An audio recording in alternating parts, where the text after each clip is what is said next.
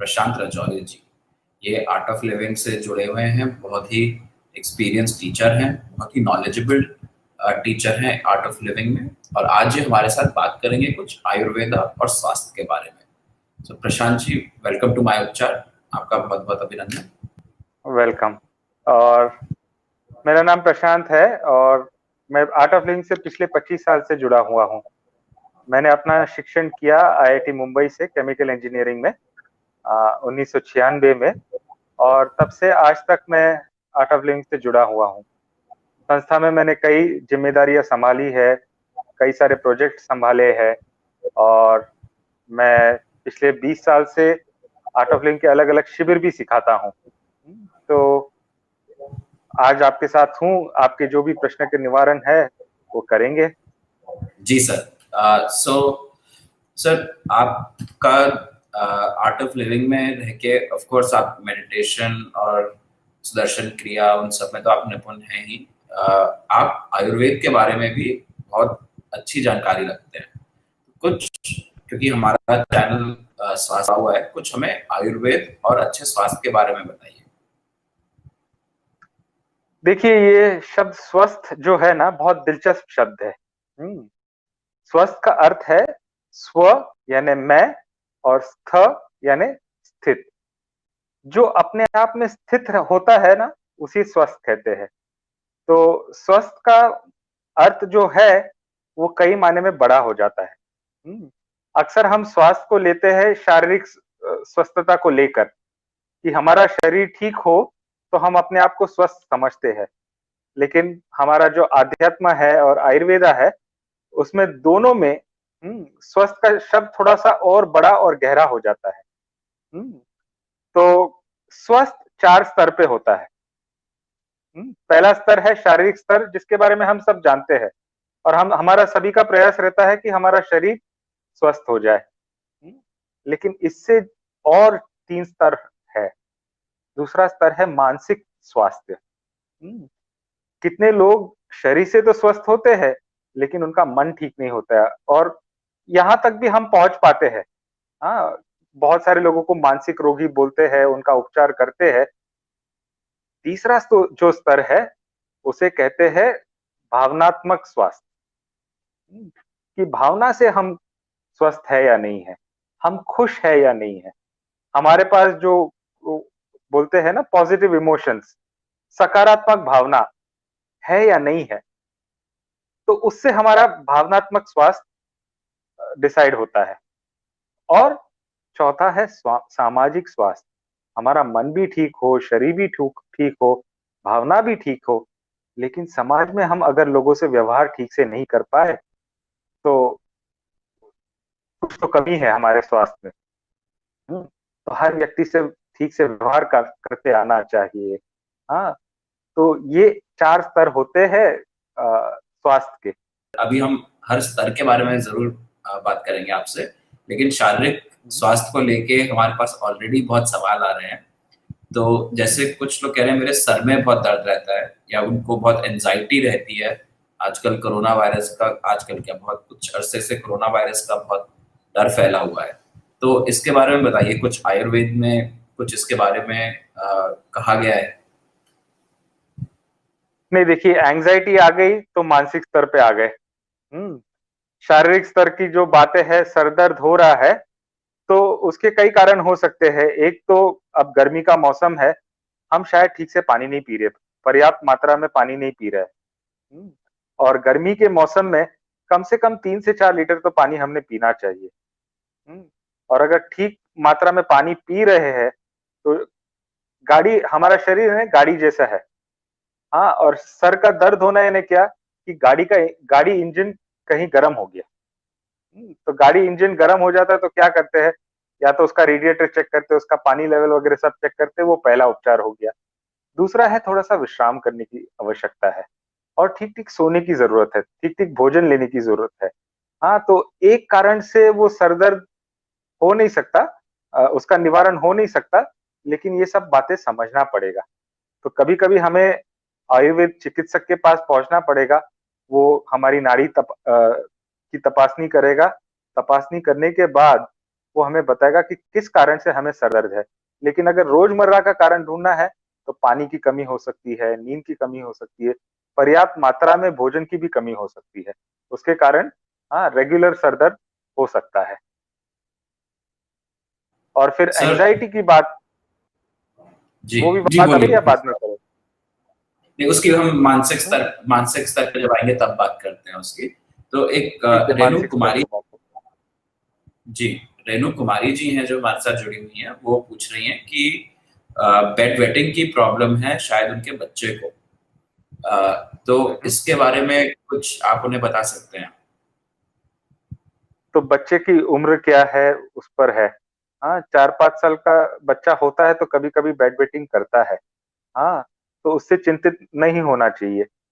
लेकिन उससे ज्यादा हो गई है तो अवश्य एक आयुर्वेद चिकित्सक को बताए। अगेन उसके भी कई कारण हो सकते हैं, तो वो ठीक जांच होने के बाद ही डॉक्टर बता सकते हैं कि ये बेड वेटिंग क्यों हो रही है।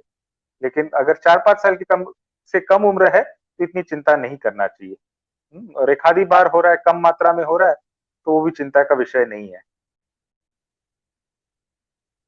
सर, आपने सर दर्द का बताया कि थोड़ा नींद कम हो, अगर पानी कम पिया जा रहा हो तो उससे सर दर्द रह सकता है। तो क्या शरीर के अन्य हिस्सों में भी इससे दर्द हो सकता है? जैसे कुछ लोग पूछ रहे हैं कि कमर में दर्द है या जोड़ों में दर्द है, तो उसका भी रिलेशन इसी चीजों से होता है कि वो अलग उसके कुछ और कारण है, और उनका इलाज क्या है आयुर्वेद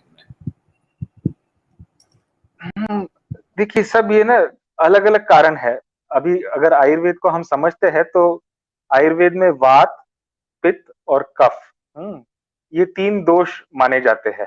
हुँ, हमारे हम जो बोलते हैं ना 5 पंच महाभूत होते हैं, तो ये पंच महाभूत को विभाजित करते हैं तो ये वात, पित्त, कफ होते हैं। तो आकाश तत्व और वायु तत्व से वात बनता है और अग्नि तत्व और जल तत्व मिलकर पित्त बनते हैं। और जल तत्व और पृथ्वी तत्व मिलकर कफ बनते हैं। तो दर्द होना इसका मतलब कहीं ना कहीं वात बढ़ गया है। तो वो वात किस कारण से बढ़ा है? वो पित्त के इम्बैलेंस से भी हो सकता है, वात अपने आप से भी इम्बैलेंस में आ सकता है। तो वो समझने की आवश्यकता है। हाँ, तो एक आम तौर पे ऐसा बोलते हैं कि वात यानी क्या, गर्मी बहुत ज्यादा अत्यधिक हो जाती है तो शरीर सूखने लगता है। तो शरीर को थोड़ा सा गीला कर ले, इसीलिए मैं बोल रहा हूँ कि शुरुआत पानी से करते हैं, या थोड़ा सा हल्का सा आधा चम्मच तेल का सेवन ज्यादा कर सकते हैं। तो ये रोजमर्रा के नुस्खे हैं। लेकिन अगर ये 10-15 दिन में काम नहीं करे, 1 महीने में काम नहीं करे, तो आपने अवश्य एक डॉक्टर के पास जाकर, आयुर्वेदिक डॉक्टर के पास जाकर, वो आपकी ठीक से जांच करेगा और जांच करने के बाद ही वो बता सकता है कि ये आपका वात किस कारण से बिगड़ा हुआ है। सर, तो क्या मानसिक स्वास्थ्य का संबंध भी है ये वात पित्त और कफ से, कि वो अलग चीजों से अलग चीजों पर निर्भर करता है? हाँ, कुछ इन तत्वों पर भी निर्भर होता है और कुछ थोड़े से मन को ट्रेनिंग की भी आवश्यकता होती है ना? अभी मन की ट्रेनिंग हम बचपन से माता-पिता के पास रहते हैं ना, वहीं से ट्रेनिंग शुरू हो जाती है। और एक व्यक्ति है ना, लगभग काफ़ी अपना मानसिक ट्रेनिंग अपने माता-पिता से ही लेता है। जैसे माता-पिता व्यवहार करते हैं ना, वैसे बच्चे व्यवहार करने लगते हैं। शुरुआत में भी अगर अलग दिखते होंगे, जीवन में जैसे आगे बढ़ते जाएँगे, उनका व्यवहार भी वैसे होते जाता है। फिर हमारे आस-पास जो समाज है, हमारे शिक्षक है, दोस्त है, उससे भी काफ़ी हद तक हमारा व्यवहार हाँ, निर्धारित होता है। मानसिक जो शक्ति बोलते हैं ना, तो अगर मन मजबूत हो, तो माता-पिता भी आराम से रहते हैं, वो हर चीज़ को विश्वास से करते हैं। और माता-पिता में या वातावरण में ये ऐसा विश्वास के वाले लोग के साथ संपर्क होता है, तो मन में भी एक ठहराव आ जाता है ना? हाँ, तो अलग-अलग कारण हो सकते हैं। एक तो वात, पित्त, कफ का बिगड़ना भी हमारे मन पर असर कर सकता है। एक हमारा जो वातावरण है, माता-पिता, दोस्त और शिक्षकगण, उनसे भी हम काफ़ी हद तक हमारे मन का स्वभाव बनाते हैं। और बड़े चिंता की बात ये है कि लोग तो बोलते हैं कि मन को शांत रखिए, हाँ, मन में अच्छे विचार रखिए, लेकिन आज तक किसी ने हमें बताया नहीं कि ये मन को कैसे ठीक रखा जाए। वो प्रशिक्षण हमें कभी हुआ नहीं। हाँ, भौतिक जीवन के बारे में प्रशिक्षण स्कूल में भी मिल जाता है, दोस्तों से भी मिल जाता है, कॉलेजों में भी मिल जाता है, लेकिन मन को कैसे सँभालना, इसके बारे में हमने कभी आज तक प्रशिक्षण लिया नहीं।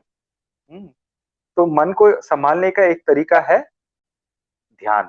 हुँ, तो ध्यान कर के धीरे-धीरे मन एक ठहराव में आता है और ठहराव में आकर फिर जो विचारों की ज़रूरत होती है, वो विचारों को लेकर हम जीवन में आगे बढ़ते हैं। सर हम ध्यान के बारे में आपसे और ज़रूर बात करेंगे।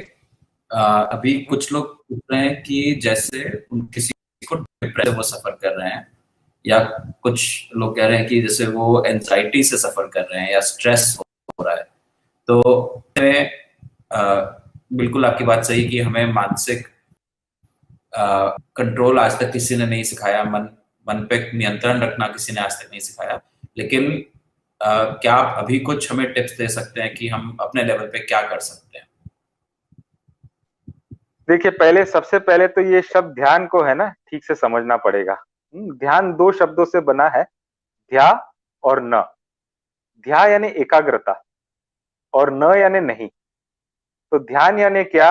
जहाँ एकाग्रता नहीं है। हम बहुत सारे लोग ध्यान का गलत अर्थ लगाकर बैठे। हुँ, हम लोग सोचते हैं कि ध्यान यानी एकाग्र करना, मन को इकट्ठा करना, मन में कोई विचार नहीं लाना और ये गलत अर्थ के साथ जब ध्यान करते हैं तो ध्यान होता नहीं है। मन तो यहाँ-वहाँ भागता है। मन का स्वभाव क्या है? जितना उस पे नियंत्रण करने के लिए जाए, उतना मन नियंत्रण में आता नहीं। एक साधारण सी एक्सरसाइज़ है।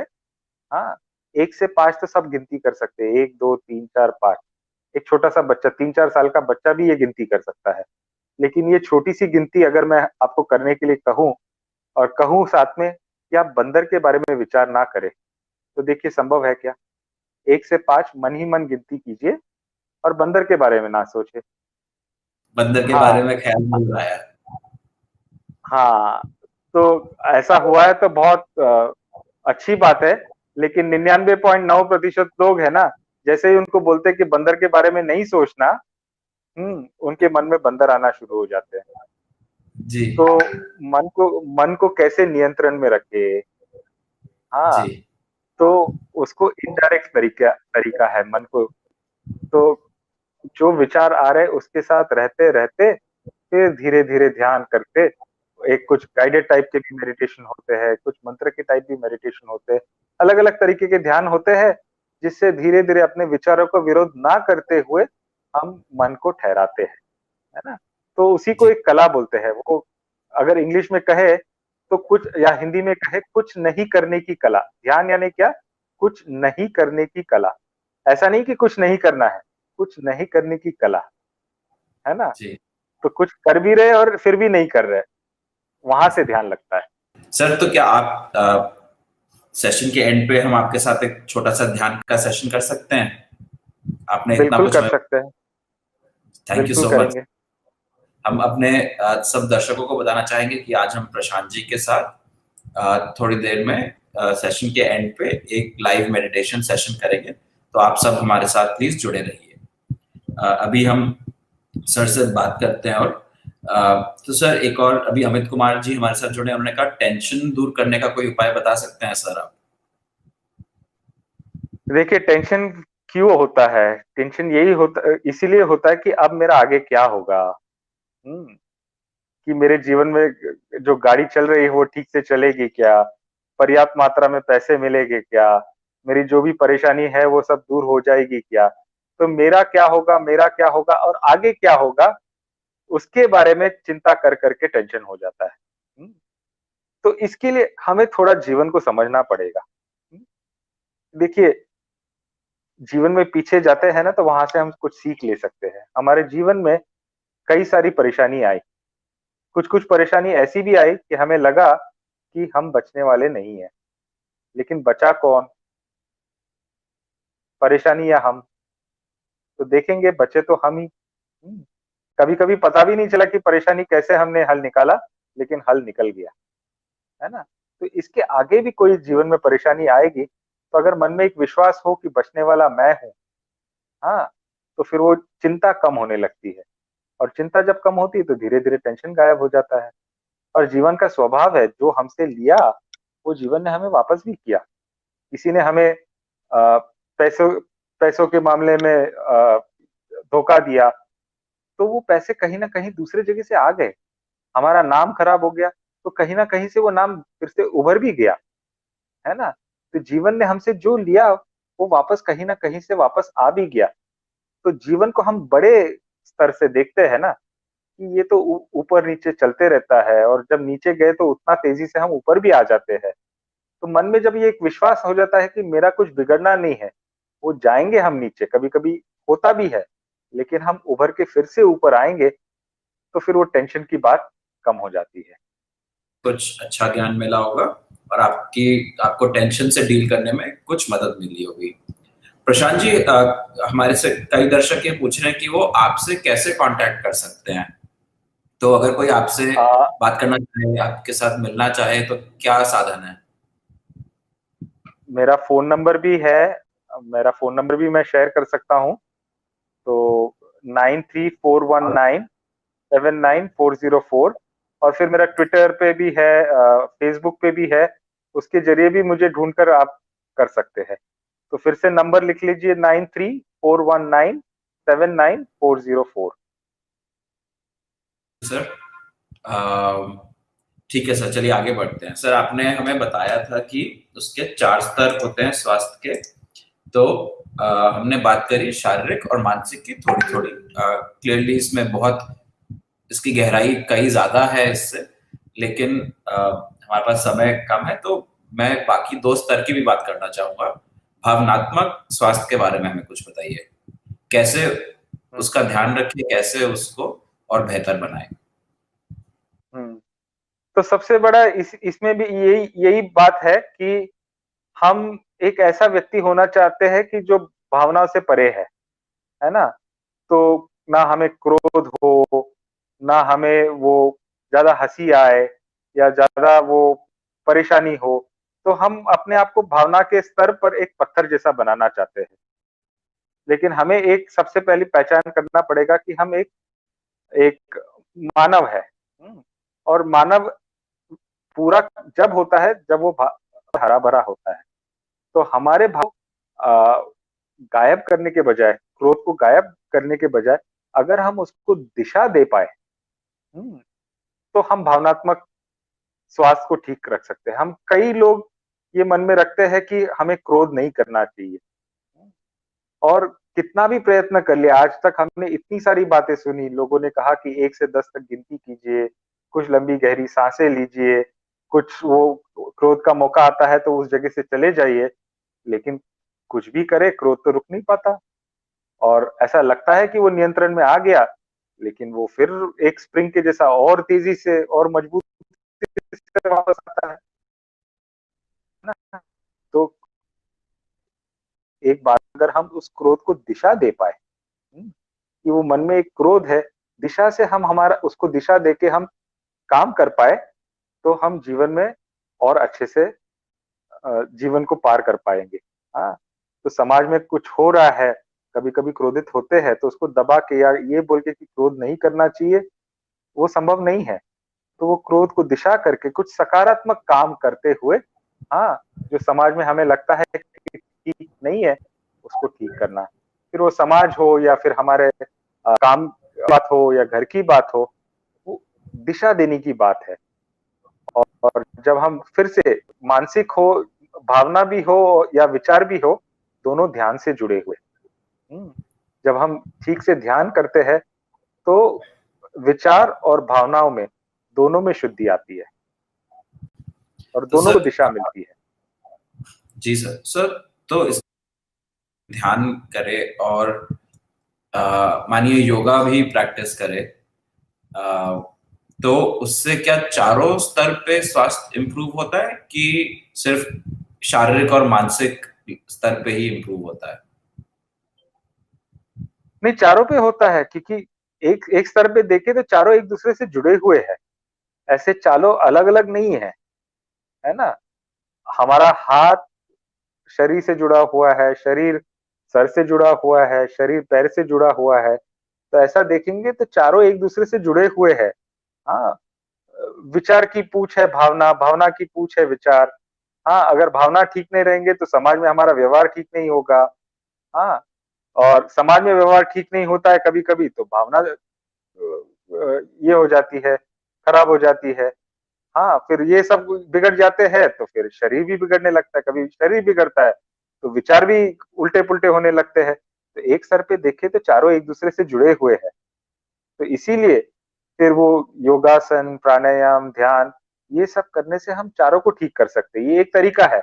आयुर्वेद में भी एक तरीका है कि हम ध्यान साधना से भी हमारे चारों स्तर को ये ठीक कर सकते हैं। तो एक स्तर पे ये भी देखा जाता है कि योग और आयुर्वेद भी काफ़ी मामले में जुड़े हुए हैं, अलग-अलग नहीं है, है ना? योग से जुड़ा हुआ शास्त्र है आयुर्वेद और आयुर्वेद से जुड़ा हुआ है योग। बिल्कुल। मनोज? सर जी सर। सर हमारे यहाँ अभी एक व्यूअर हैं वंदना पांडा जी, वो कह रही हैं कि उनके बच्चे को हियरिंग लॉस की समस्या है। क्या इसकी आयुर्वेद में कोई ट्रीटमेंट है? क्या आयुर्वेद से उनकी मदद की जा सकती है? देखिए, आयुर्वेद का बेसिस यही है कि हर रोग का निवारण हो सकता है, संभव है। हाँ, लेकिन ये पूरी जाँच होने के बाद ही पता चलेगा कि कितना संभव है, कितना नहीं संभव है और वो किस कारण है। हाँ, तो वो सब संभावना वो चिकित्सक उसको देखकर, बताकर लेकिन आयुर्वेद का बेसिस ही यही है कि हर रोग का निवारण हो सकता है। क्यों? क्योंकि रोग यानी क्या? वात, पित्त, कफ ये जब तीनों बिगड़ जाते हैं, तो रोग होता है और अगर इनको तीनों संतुलन में वापस ले आए, तो रोग का निवारण हो जाता है ना? तो ये हम्म। नियंत्रण वापस ला सकते हैं, कितने कितने हद तक ला सकते हैं, वो एक चिकित्सक ही आपको बता सकेगा। सर तो इसमें आयुर्वेद में भी हमने देखा है, जैसे कुछ एक सब वैजी से मैं मिला करता था बचपन में, वो मिलते ही सबसे पहले मेरी नाड़ी देखते थे। और आपको अगर मैं एक मजेदार बात बताऊं तो जब सबसे पहले मैं उनसे मिलने गया तो उन्होंने मेरी सीधा नाड़ी महसूस करी और उन्होंने बोला, बेटा तुम्हारा पेट कितने समय से ठीक नहीं है। उन्होंने उनको तुरंत उन्होंने बता दिया। और कुछ ऐसे भी अब मैंने देखा है रिसेंटली कि कुछ आयुर्वेदिक डॉक्टर्स हैं जो बस आपसे कुछ दो सवाल पूछते हैं और एक दवाई लिख देते हैं कि आप जाके इस ब्रांड की वो दवाई ले आइए। तो क्या ये आयुर्वेदिक पद्धति जो है उसमें कुछ बदलाव आया है कि ये आयुर्वेद के अंदर ही चिकित्सा के दो अलग अलग तरीके हैं? आयुर्वेद में तो चिकित्सा के अलग-अलग तरीके हैं। सिर्फ और एक-एक चिकित्सा का तरीका अपने आप में पूर्ण है। हुँ, तो जो नेचुरोपैथी आजकल हम बोलते हैं ना, सिर्फ भोजन को ठीक करने से भी आयुर्वेद में एक चिकित्सा का तरीका है और नेचुरोपैथी वहीं से हुआ है। फिर जो पंचकर्म क्रिया है, हुँ, तो वो पंचकर्म क्रिया से भी थोड़ी-सी औषधि और थोड़ा-सा वो पंचकर्म करके भी व्यक्ति को ठीक किया जा सकता है। योग के माध्यम से भी व्यक्ति को ठीक किया जा सकता है। तो अलग-अलग इसके स्ट्रीम्स है, एक अग्नि कार्य है और ऐसे बहुत सारे हैं। एक मेडिकल एस्ट्रोलॉजी भी है और एस्ट्रोलॉजिकल आयुर्वेदा भी है। तो ऐसे अलग-अलग तरीके हैं, अलग-अलग ये है और एक-एक तरीका अपने आप में पूर्ण है। हुँ, तो अ, और जो आप बोल रहे हैं कि वो नाड़ी परीक्षा करके सब संभव है। आपके शरीर में क्या गड़बड़ हो रहा है, कब से गड़बड़ हो रहा है, वो आपके माता-पिता से आया या आपके शरीर में ही उसका इसकी शुरुआत हुई, वो सब भी आपको एक अच्छा परीक्षक आपको बता सकता है।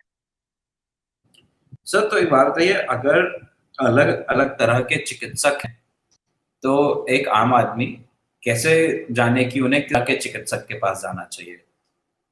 हुँ। कि बस जो करीब में उपलब्ध हो उनके पास चले जाएं, या कोई दोस्त भाई बंधु कोई के पास चले जाएं, या कुछ अपने आप से भी हम लॉजिकली फिगर आउट हैं कि मेरे लिए इस तरह के आयुर्वेदिक डॉक्टर सही रहेंगे? हाँ, देखिए वो शुरुआत तो एक विश्वास से होती है। वो अगर आप एलोपैथी डॉक्टर के पास भी जाएँगे, तो पहले 3-4 बार तो अभी आप नए शहर में जाते हैं, नए इलाके में जाते हैं, पुराने डॉक्टर से तो का साथ तो छूट जाता है, नए डॉक्टर से ही करना पड़ता है। लेकिन पहले तो शुरुआत में 4-5 जो विजिट होती है, वो तो विश्वास पर ही होती है, और फिर तब हम जांचते हैं ना कि ये डॉक्टर की दवाई मुझे सूट होती है, नहीं होती है, वो किस तरीके से व्यवहार करता है, उसका ज्ञान कितना है, वो परखने का प्रयत्न तो हम एलोपैथी के साथ भी करते हैं। तो वही प्रक्रिया अगर आयुर्वेद डॉक्टर के साथ भी करे या होम्योपैथ डॉक्टर के साथ भी करे, तो आपको धीरे-धीरे पता चलने लगेगा कि किसकी दवाई आपको सूट होती है, कौन कितना पानी में है, कौन कितना पानी से बाहर है। आपके पास तो उतनी बुद्धि है ही, और आप कर जी भी रहे हो उसका उपयोग। जी सर। सर 3-4 क्वेश्चंस आए हैं जो मैं आपसे पूछना चाहूंगा। बहुत सारे व्यूअर्स हमारे साथ जुड़े हुए हैं, वो आपसे सवाल पूछ रहे हैं। तो एक सवाल है कि अ, मुझे एसिडिटी की प्रॉब्लम बहुत रहती है, मैं उसके लिए क्या कर सकता हूँ? तो मैंने जो जो शुरुआत में बताया ना सर दर्द का, तो सर जी दर्द सर। एसिडिटी के कारण भी हो सकता है। और एसिडिटी हम्म। होना यानी क्या, शरीर शरीर कहीं ना कहीं गर्म हो गया। जैसे गाड़ी का इंजन गर्म हो गया, वैसे शरीर कहीं ना कहीं गर्म हो गया। तो 3-4 बातें हैं, नुस्खे हैं। पहले तो पर्याप्त मात्रा में पानी पीजिए। हम्म, फिर दूसरा है कि एसिडिटी जब होती है ना, तो नींद ठीक से नहीं आती, लेकिन आपको समय देके थोड़ा सा सोना पड़ेगा। हम्म, और समय पर सोना पड़ेगा। 10 साढ़े 10 बज जाए, तो उसके बाद बाकी सब काम छोड़कर आपको सोना पड़ेगा। फिर पर्याप्त मात्रा में ठीक तरीके का भोजन खाना पड़ेगा। कुछ कुछ बहुत ज्यादा तीखा खाते हैं, बहुत ज्यादा मिर्च मसाला खाते हैं, हाँ, बहुत ज्यादा तला हुआ खाते हैं, और फिर खाने का टाइम अगर ठीक नहीं हो ना, आज के दिन 5 बजे खा लिया, कल 12 बजे खा लिया, फिर 7 बजे खा लिया, तो ये सब एसिडिटी बिगाड़ने के लिए बिगड़ जाती है इससे एसिडिटी। हाँ, तो भोजन पर ध्यान रखना, वो देखना कि कौन सा भोजन मुझे सूट करता है, कौन से भोजन मेरे एसिडिटी को शांत करता है, उस पर थोड़ा सा ध्यान देना पड़ेगा। हाँ, और फिर नियमित रूप से ध्यान करना एसिडिटी में मुश्किल है, लेकिन जैसे जैसे उसकी आदत लगती है ना, तो ध्यान से ही फिर एसिडिटी कम होने लगती है। Thank you sir. तो ये सर चार पांच राजकुमार रोज रोज के नुस्खे हैं। जी sir, thank you so much. Sir Rajkumar Sawale ji, आप जैसा प्रशांत सर ने बताया, आप पानी की सही मात्रा लें रोज, आप खाना सही समय पे खाएं, अपना दिन का एक दिनचर्या बना के रखें, सही समय पे सोएं, अपने लिए सही भोजन क्या है उसकी पहचान करें और उसको सही मात्रा में खाएं, और ध्यान जरूर करें। सर एक सवाल है कि प्रभाती तिवारी जी का, कि उन्हें वो कह रही हैं कि सर मोटापा नहीं कम हो रहा है, क्या करूं बताइए?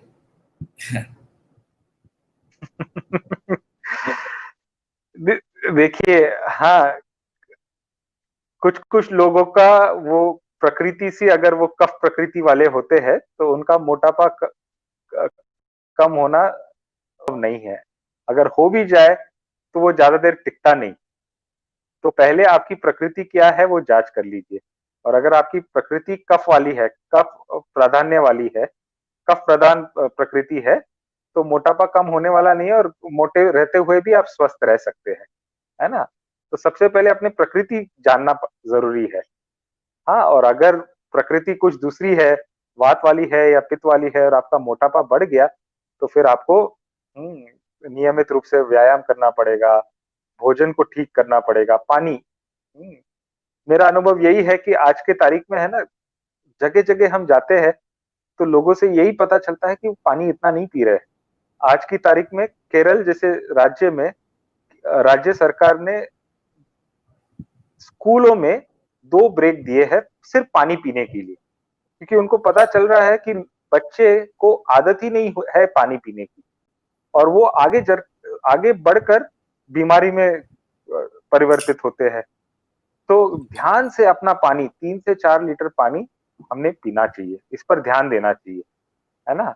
तो कभी कभी आजकल अगर हम जिम में भी जाते हैं, तो जिम वाले भी बोलते हैं कि भोजन तो पर्याप्त मात्रा में करो, लेकिन पानी अच्छे से पियो, अच्छे से लो, तभी वजन भी घट सकता है। ठीक है sir, thank you so much. सवाल कई बार आ गया और आई एम श्योर आपसे बहुत लोग पूछ रहे हैं कि हम इम्यूनिटी कैसे बढ़ा सकते हैं इस समय में? तो इम्यूनिटी बढ़ाने के भी कुछ तरीके हैं। पहला तरीका है कि हम आर्ट ऑफ लिविंग में एक शक्ति ड्रॉप्स करके एक औषधि बनी है। वो 3 या 4 बूंद एक ग्लास पानी में लेना होता है दिन में 3 या 4 बार। तो ये इम्यूनिटी बूस्टर है। तो इसमें अलग-अलग जड़ी बूटी का वो एक्सट्रैक्ट लिया गया है और ये बहुत लाभकारी है। सिर्फ आज की तारीख में नहीं, आपको कोई रोग होता है, बीमारी होती है, हाँ, शरीर में कहीं दर्द होता है, तो हर चीज में ये काम में आता है, शक्ति ड्रॉप्स करके। फिर उसके बाद अलग-अलग जड़ी बूटी है, अमृत है, अश्वगंधा है, हल्दी है, अदरक है, ये अलग-अलग मात्रा में है ना। अदरक तो अभी गर्मी का मौसम है तो ज्यादा सेवन नहीं करना चाहिए, लेकिन हल्दी का सेवन, हल्दी का दूध थोड़ा-सा गाय के घी के साथ रात को सोते समय ले, तो वो भी आपकी इम्यूनिटी बढ़ाती है। फिर अमृत करके एक जड़ी बूटी आती है, हाँ, तो अमृत का सेवन करने से हाँ, भी इम्यूनिटी बढ़ती है। अश्वगंधा है, उसके सेवन करने से भी इम्यूनिटी बढ़ती है। तो ये कुछ जो रोजमर्रा के जो जड़ी बूटी है ना, इसका सेवन करने से ही हम जड़ी बूटी अपने इम्यूनिटी को बढ़ा सकते हैं। फिर साथ में योग, प्राणायाम, ध्यान करने से भी इम्यूनिटी बढ़ती है।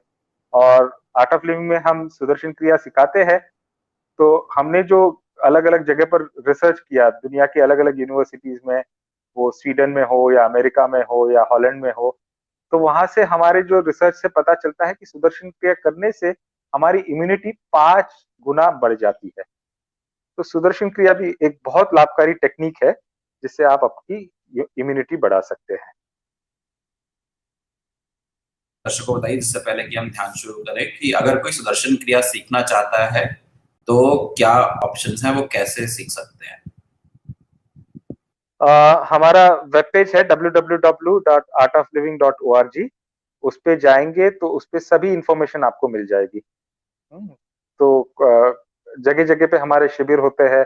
हमारे लगभग 20,000 25,000 शिक्षक है हिंदुस्तान में ही। तो आप ऐसा कह सकते हैं कि शहर के कोने-कोने देश के कोने-कोने में अपने शिक्षक हैं। और आजकल लॉकडाउन का समय है, तो ये सब शिविर हम ऑनलाइन भी सिखा रहे हैं। तो हर शिक्षक अपनी जगह पर देश भर के सभी लोगों को ये सिखा रहा है। हाँ, तो हर भाषा में, हर इलाके में ये शिविर हो रहे हैं। ठीक है? तो www.artofliving.org पर आप जाएँगे तो आपको सब इन्फॉर्मेशन मिल जाएगी। आ गया हो तो हम शुरू करें ध्यान का सेशन। मैं सब ऑडियंस बिल्कुल। मेंबर को निमंत्रण देना चाहूंगा कि प्रशांत रजौरे जी के साथ आप ये सेशन करें। आपको बहुत लाभ होगा। सिर्फ चंद 10 से 15 मिनट के सेशन, लाइव मेडिटेशन सेशन से। और मैं आपसे आग्रह करूंगा और आपको इनकरेज करूंगा कि आप रोज खुद से भी, और अगर आप ये सीखना चाहते हैं तो प्रशांत रजौरे जी क्लासेस होती है, आर्ट ऑफ लिविंग की दूसरी क्लासेस होती हैं, आप उनको भी ज्वाइन सकते हैं। सर तो ध्यान करने हाँ, हाँ, तो ध्यान करने के 3 छोटे नियम होते हैं। पहला नियम तो ये होता है कि ध्यान करने से मुझे कुछ चाहिए नहीं। ना मुझे मन की शांति चाहिए, ना मुझे खुशी चाहिए, मुझे कुछ भी नहीं चाहिए। फिर दूसरा नियम ये है कि मैं कुछ भी नहीं हूँ। ना मैं स्त्री हूँ, ना मैं पुरुष हूँ, ना मैं शिक्षित हूँ, ना मैं अशिक्षित हूँ, ना मैं ध्यान को जानता हूँ, ना मैं ध्यान को नहीं जानता हूँ। मैं कुछ भी नहीं हूँ। और तीसरा नियम ये है कि मुझे कुछ नहीं करना है, मेरे मन को एकाग्र नहीं करना है, मेरे मन को शांत नहीं करना है, मेरे शरीर को स्थिर भी नहीं करना है ना? तो अगर ध्यान करते समय हल्का-सा शरीर हिल भी जाता है तो कोई बात नहीं, ठीक है? मन में विचार आते हैं तो भी कोई बात नहीं। तो इसका मतलब क्या, मैं कुछ आपको निर्देश दूँगा, निर्देशों का पालन कर पाए तो अच्छी बात, नहीं कर पाए तो और अच्छी बात। हुँ, तो वो पालन करते हुए नहीं पालन करना या नहीं पालन करते हुए पालन करना, इसे ध्यान कहते हैं। ठीक है? तो आराम से बैठ जाए सब लोग, आँखें बंद कर लें।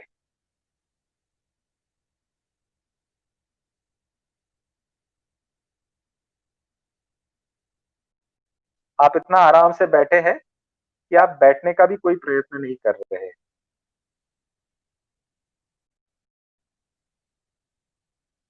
आपका बैठना अपने आप हो रहा है। आपके शरीर को ढीला छोड़ दे बिल्कुल।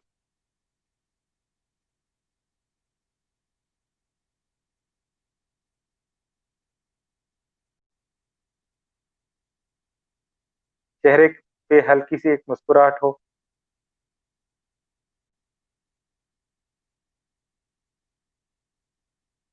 कुछ लोगों को ऐसे लगता है कि वो मुस्कुरा रहे हैं तो, लेकिन मुस्कुराहट चेहरे पर नहीं है। उस मुस्कुराहट को थोड़ी और बड़ी कर ले।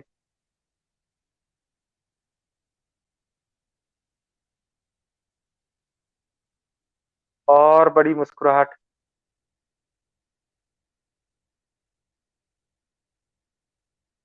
जितनी बड़ी मुस्कुराहट रख सकते हैं उतनी बड़ी मुस्कुराहट।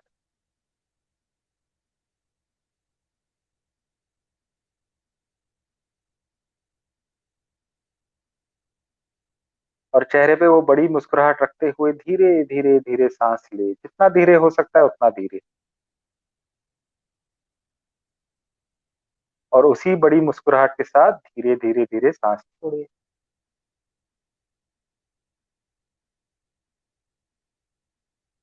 फिर एक बड़ी मुस्कुराहट के साथ धीरे धीरे धीरे सांस ले। और बड़ी मुस्कुराहट के साथ धीरे धीरे धीरे सांस छोड़े। ऐसा करते जाए। चेहरे पे एक बड़ी मुस्कुराहट को रखे और धीरे धीरे धीरे सांस लेते जाए और धीरे धीरे धीरे सांस छोड़ते जाए। जितना धीरे कर सकते हैं उतना धीरे।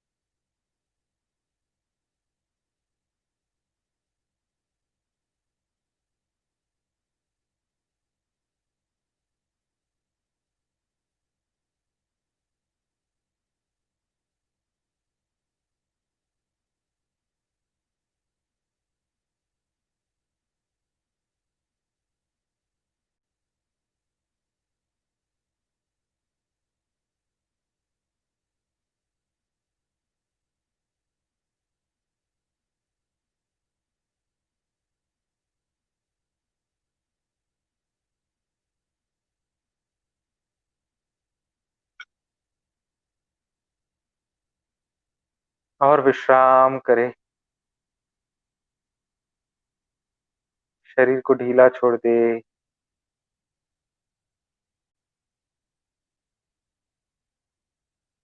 मन को भी ढीला छोड़ दे।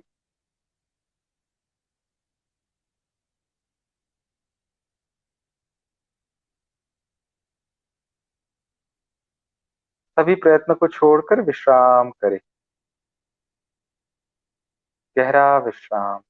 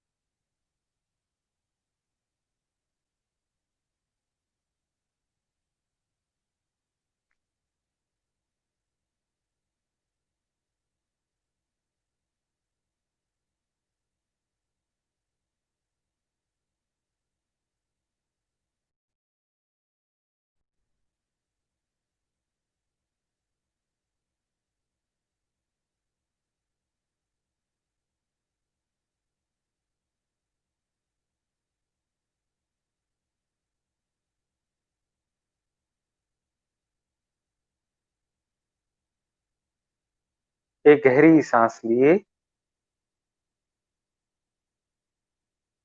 और सांस छोड़े।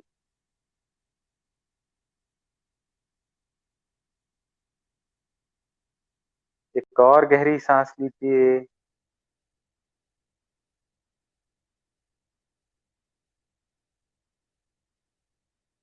और सांस छोड़िए। शरीर और परिसर के प्रति सजग हो जाए।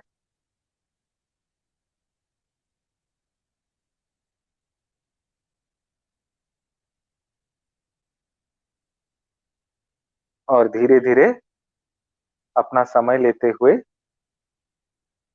हम अपनी आँखें खोल सकते हैं।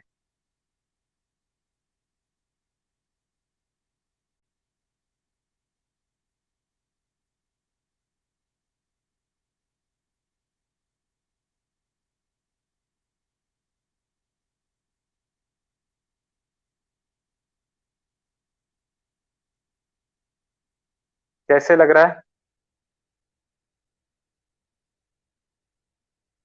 अच्छा?